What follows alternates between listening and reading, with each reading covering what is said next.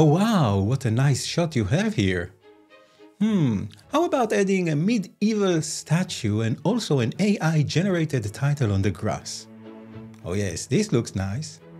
Okay, pause the playback. I have another idea. Let's offer a tribute to Sting and add the word "around your heart" on the face of the castle. Great. Maybe also add a tree over here. Can you please rotate it? No, forget it. Instead, let's bring a catapult and 2 cannons. And also, how about few birds flying in the sky? Okay, now let's see everything in motion. Cool, but something is still missing. I don't know what. Maybe a flying dragon that wants to land on the roof. Oh yes, this is nice. Now, let's take it all off and show the viewers how to create it. Hello and welcome to Stern Effects. My name is Eran and this is the complete guide for camera tracking in After Effects. It's going to be a long tutorial, but I think it's worth your time because besides tracking, I will also show you how to integrate 3D objects from Cinema 4D using a new cool feature in the recent versions of After Effects. And if you'll stick around until the end, I'll also show you how to import native 3D objects using the new 3D engine. Okay, so let's begin. So we'll use this drone video of the Khotin castle in Ukraine as the main hero of this shot. This 10th century fortress was designed to protect the settlement of Khotin back in the days, but we are going to use it as a metaphor for a relationship that has been through a figurative war, as Sting calls it, a song of reconciliation. Anyway, now that you know the madness, here's the method. So I'll pause the playback and I'll escape out of full screen. Then I'll select the clip over here. And to apply the 3D camera tracker, you can click on Track Camera over here in the Tracker panel if you see it. You can also go to the Animation menu and select Track Camera. And just because you are so nice, you have another option. You can go to the Perspective category under the Effect menu and select 3D Camera Tracker. Whatever you are going to choose, this is going to apply the 3D camera effect. Now in this case, the tracker should be able to solve this scene quite easily. The reasons are because the clip is very sharp and it has enough contrast. We also have a smooth camera motion as you saw, nothing is moving through the shot, and if these conditions are not met with your footage, then you may try to add the sharpen effect to help the edges being a bit more distinctive. And of course, if there are things which are moving through the shot, you'll need to mask them out because these things can interfere with the solver. Now, the first thing that you need to do before doing anything else is open up the advanced. This is going to show you the average error. The average error in our case is 0.32. This is the accuracy of the solver. Anything underneath 1 considered to be a very solid track. Now, if you're not getting those numbers or you want to improve it, you can try the detailed analysis. Now, don't do it by default. I want to show you what will happen. I'll check the detailed analysis, and then After Effects will need to analyze the footage from the beginning, which means that it's going to add additional trackers, and then it will give me a second result. I'm going to speed it up for the sake of time. And once this is done, we will see the average error, and you can see that in this case, with this clip, it didn't help. We are getting a higher average error, meaning that we are better off without this feature. So I'm going to tick it off, and then of course After Effects needs to reanalyze the shot, so I'll speed up this process once again. And we are back to where we were before, so 0.32. You can see that the solve method is auto-detect, meaning that the method used here is typical. If you are using something which is mostly flat or a tripod pan, you can choose one of those options. But usually auto-detect is going to yield the best results. You can also help the solver by setting the angle of view. So if you know exactly the angle of view, you can specify it over here. And of course, every time you are going to do these things, it's going to reevaluate the solving process. And now the average error is even lower than what we had before. Next, you have two ways to show the track points. The default one is 3D solve, but you can also switch to 2D source. Let's see it in action. So I'll leave it like this, and you can see that some of the trackers are bigger than others, giving us the indication that they are closer to the camera. If I'll move my playhead to this area, we can't see any trackers whatsoever because those trackers are very small. So you have two things that you can do to remedy this. The first one is to switch it to 2D source, and this is just going to show everything the same. So all of these colorful X's represent a point in 3D space. If you want to render those track points, you can tick this option. There are cases that you may want to do this, but I'll switch it back to 3D solve just to show you that if you want to see those points over here, they are very small, you can use the track point size to make them larger. Now this is a relative scale, obviously.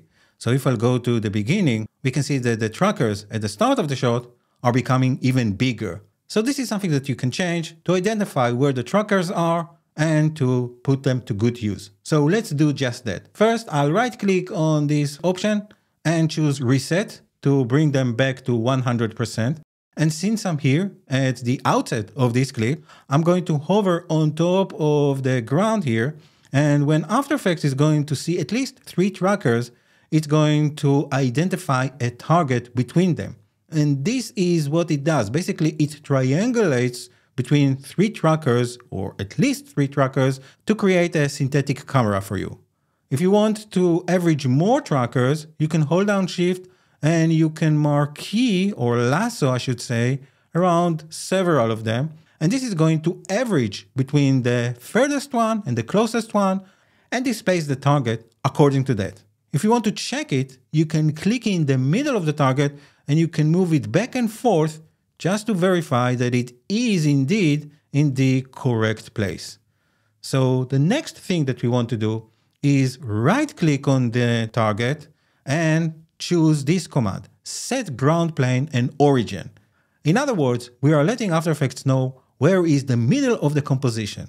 So once I'll select it, the middle point of this target becomes the 0, 0, 0 point for the X, Y, Z coordinates of this scene. And this is something that you need to do before you're going to add elements. So now we are ready for the fun part. And to add elements, we can do few things. The first is to use the automatic method. So I'll right click again, and you can see that I can create a text and a camera, a solid and a camera, a null and a camera. There is another option, I'm going to return to it later, and few other stuff that will identify the amount of null objects and offer you to create 17 text layers in this case, as well as solids and nulls. Usually you don't need to worry about this.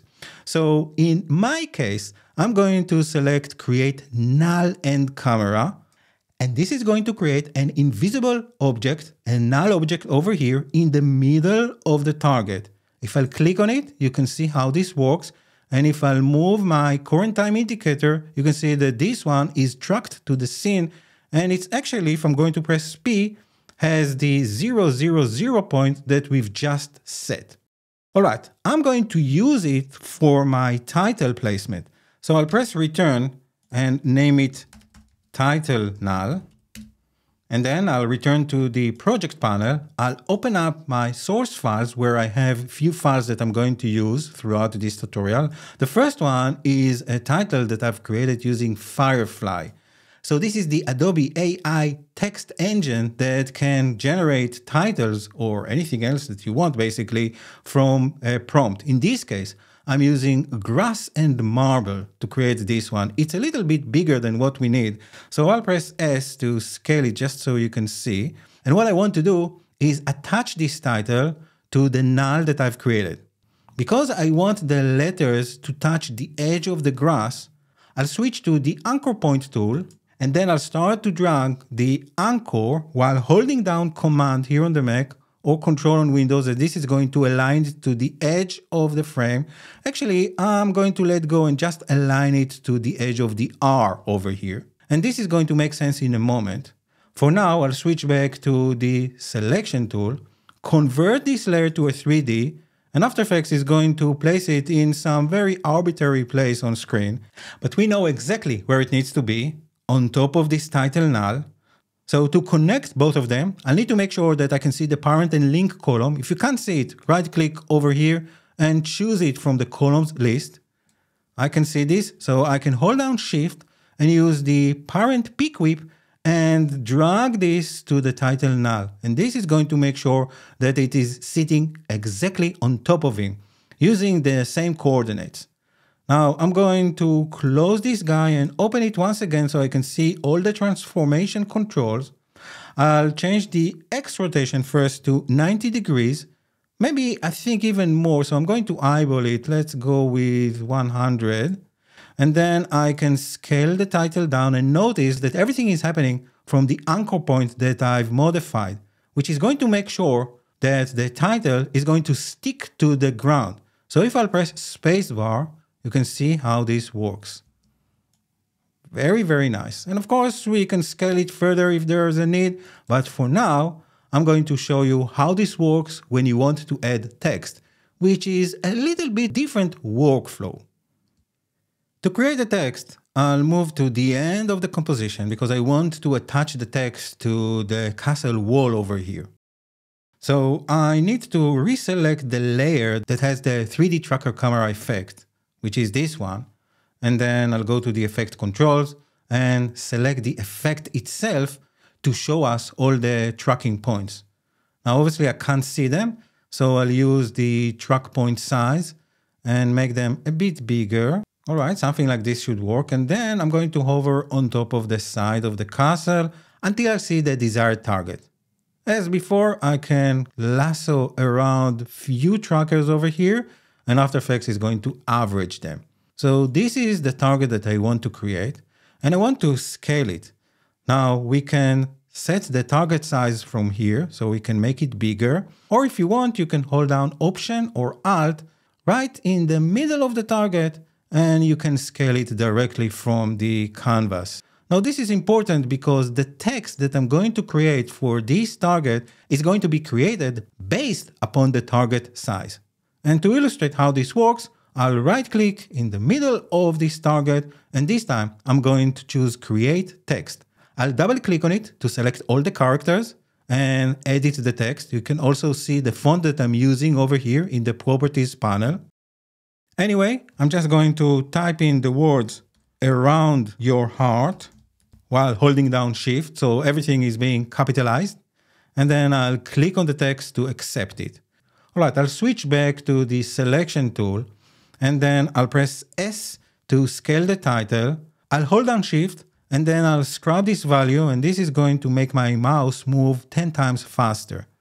Now in this case, I want to scale everything from the middle of the text. So I'll hold the Command Control on Windows and double click on the Pan Behind tool, and it's going to change the anchor point to the middle of this text.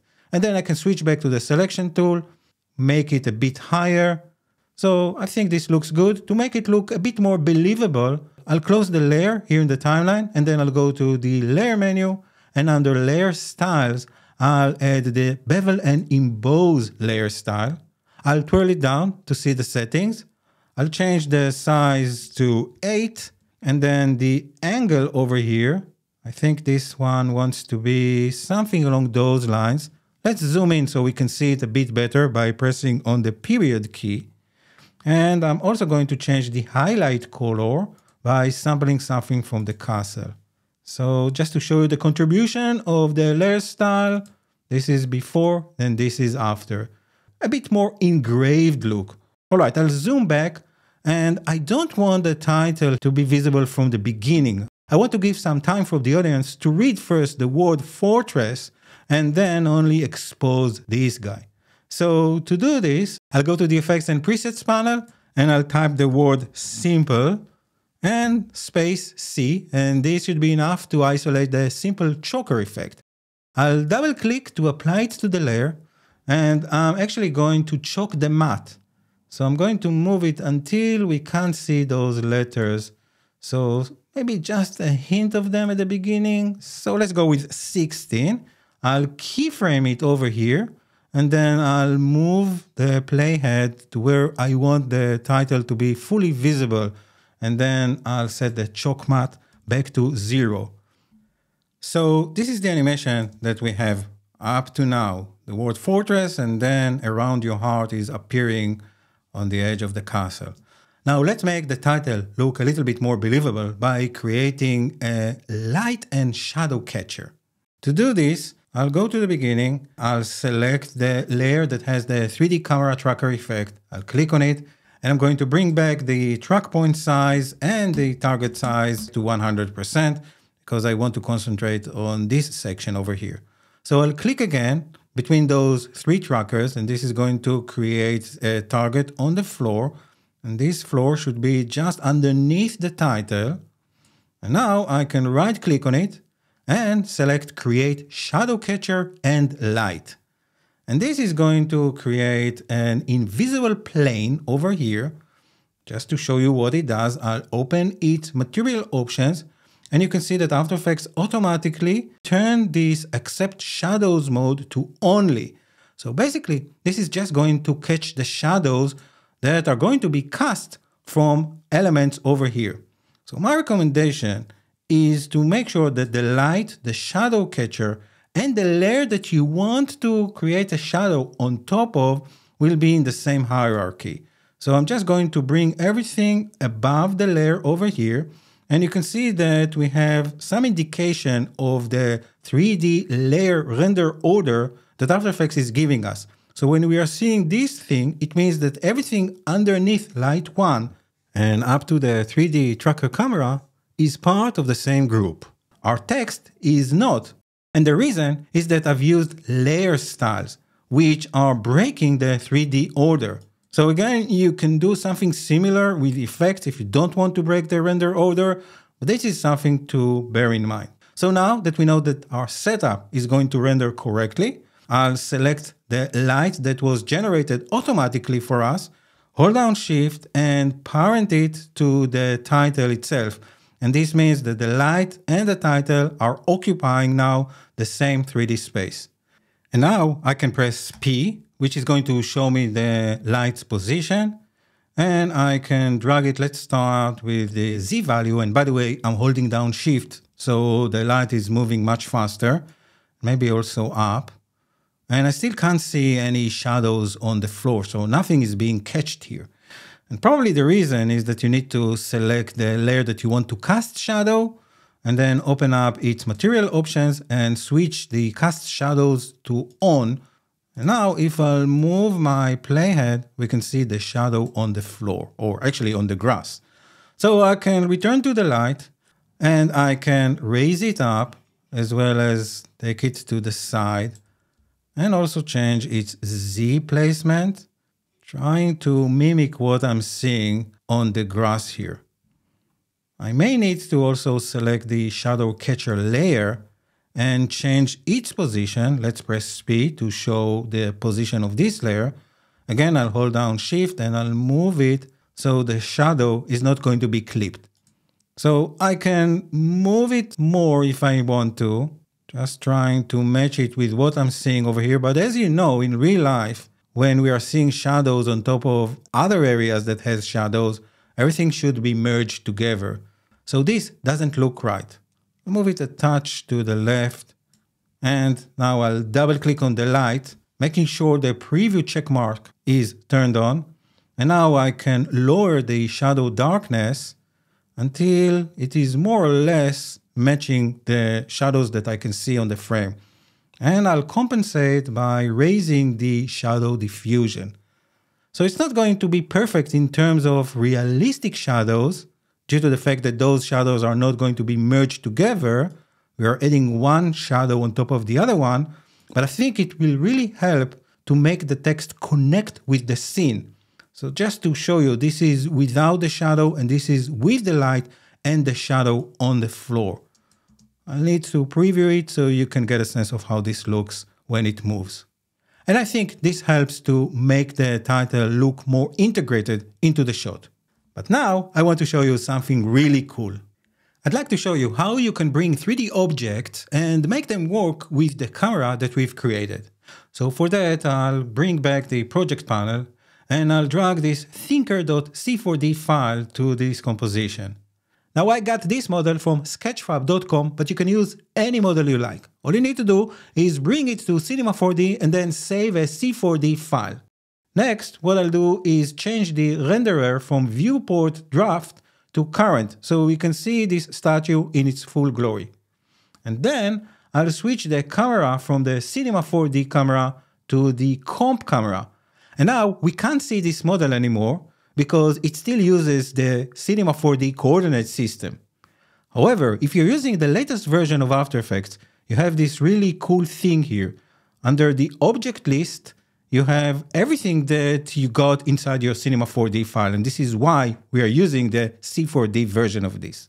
So I'll select the Thinker object again. This is just the object inside Cinema 4D, and I'm going to create a null for it over here inside After Effects.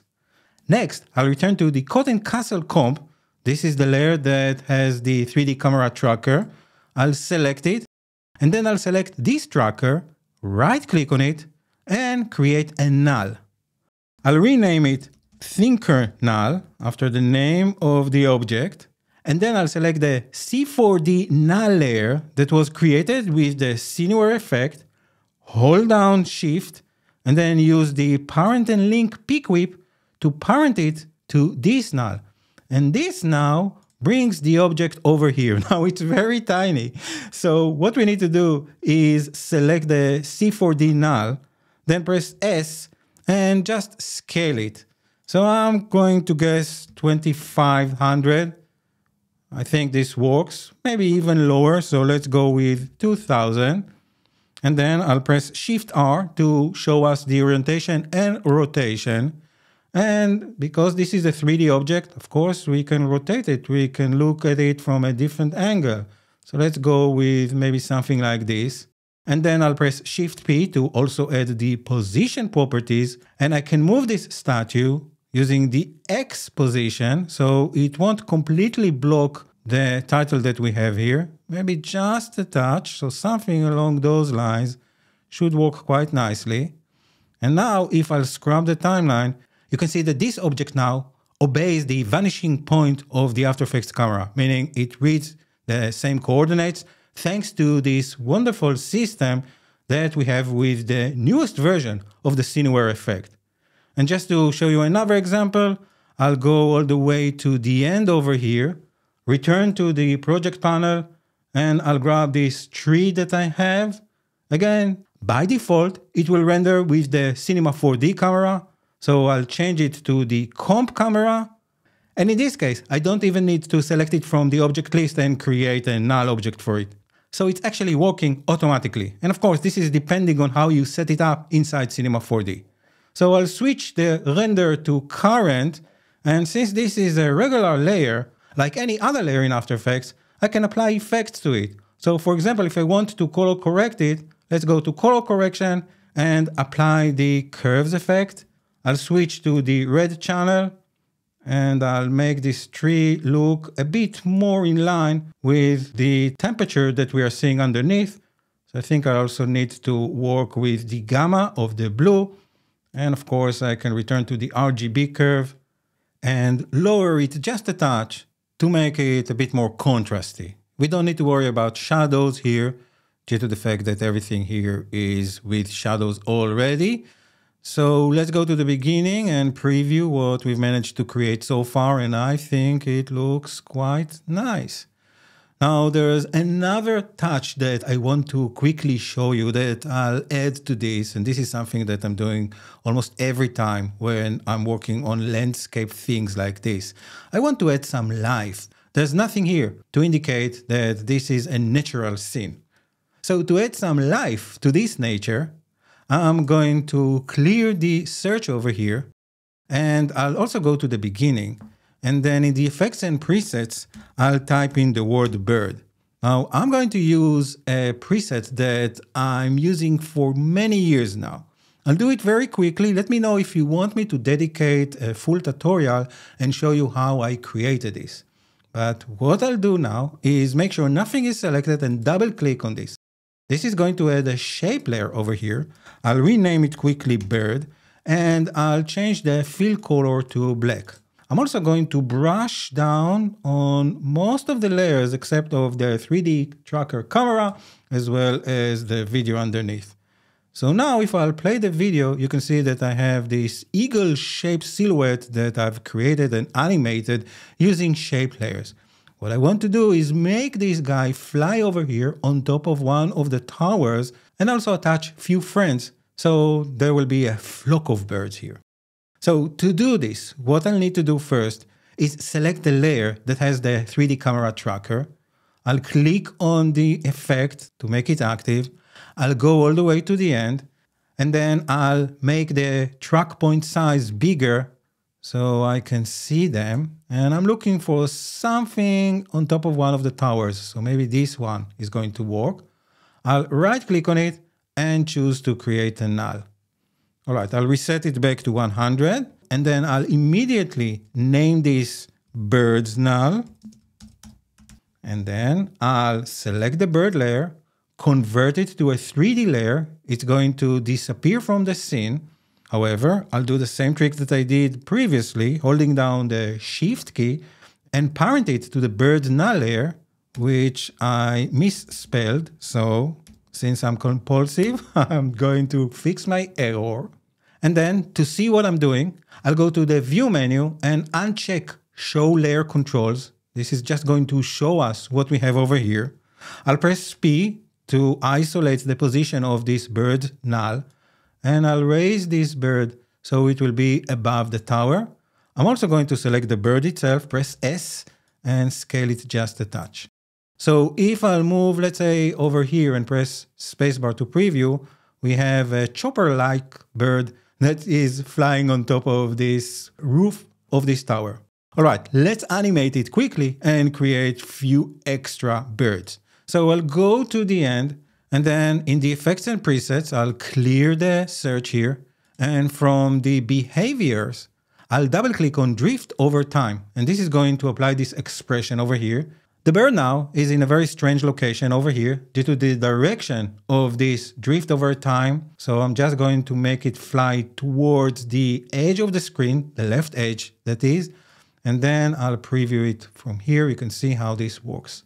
Now, all I need to do is duplicate this layer by pressing Command D, and then I'll move this bird. So this one is going to start from here, and it won't look like it is the same bird. It will have slightly different animation.